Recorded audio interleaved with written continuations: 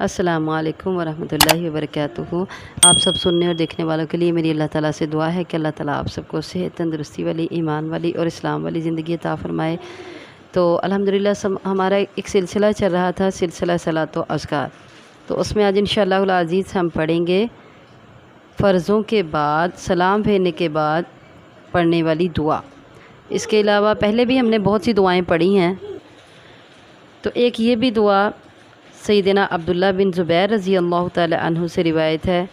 وہ کہتے ہیں کہ رسول اللہ صلی اللہ علیہ وسلم نماز میں سلام پھیرنے کے بعد یہ دعا پڑھا کرتے تھے، یہ کلمات پڑھتے تھے۔ تو یہ دعا چونکہ نبی کریم صلی اللہ علیہ وسلم کی سنت ہے، اور سب سے پسندیدہ کیا چیز ہے؟ اللہ تعالیٰ کی توحید، لا الہ الا اللہ کا اقرار کرنا اللہ تعالیٰ کو سب سے زیادہ پسند ہے۔ تو نماز کے بعد کے اذکار، فرض نماز کے بعد کے اذکار کی یہ دعا جو ہے، اس میں اللہ تعالیٰ کی توحید کا ہم اقرار کرتے ہیں، تو یہ اللہ تعالیٰ کو بہت ہی پسند ہے۔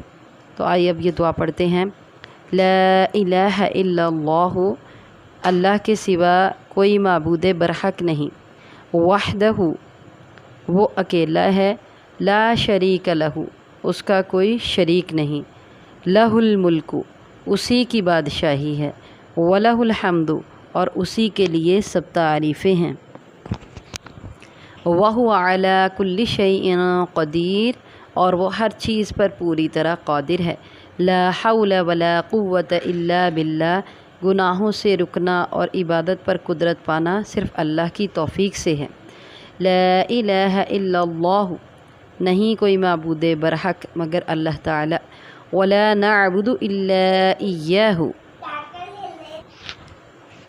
ہم صرف اسی کی عبادت کرتے ہیں، لہ النعمت، اسی کے لیے نعمت ہے، وہی نعمت کا، ہر نعمت کا مالک ہے، وَلَهُ الْفَضْلُ، اور فضل بھی اسی کی ملکیت ہے، وَلَهُ الثَّنَاءُ الْحَسَنُ، اور اسی کے لیے اچھی تعریف ہے، لا الہ الا اللہ مخلصین لہ الدین، اللہ کے علاوہ کوئی معبود برحق نہیں، مخلصین لہ الدین، خالص کرتے ہوئے اسی کے لیے دین کو، یعنی ہم صرف اسی کی عبادت کرتے ہیں، وَلَوْ كَرِهَ الْكَافِرُونَ، اور اگرچہ برا مانے کافر۔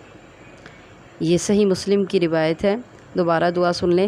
لا الہ الا اللہ وحدہ لا شریک لہ، لہ الملک ولہ الحمد وہو علی کل شیء قدیر، لا حول ولا قوة الا باللہ، لا الہ الا اللہ ولا نعبد الا ایاہ، ولہ النعمت ولہ الفضل ولہ الثناء الحسن، لا الہ الا اللہ مخلصین لہ الدین ولو کرہ الکافرون۔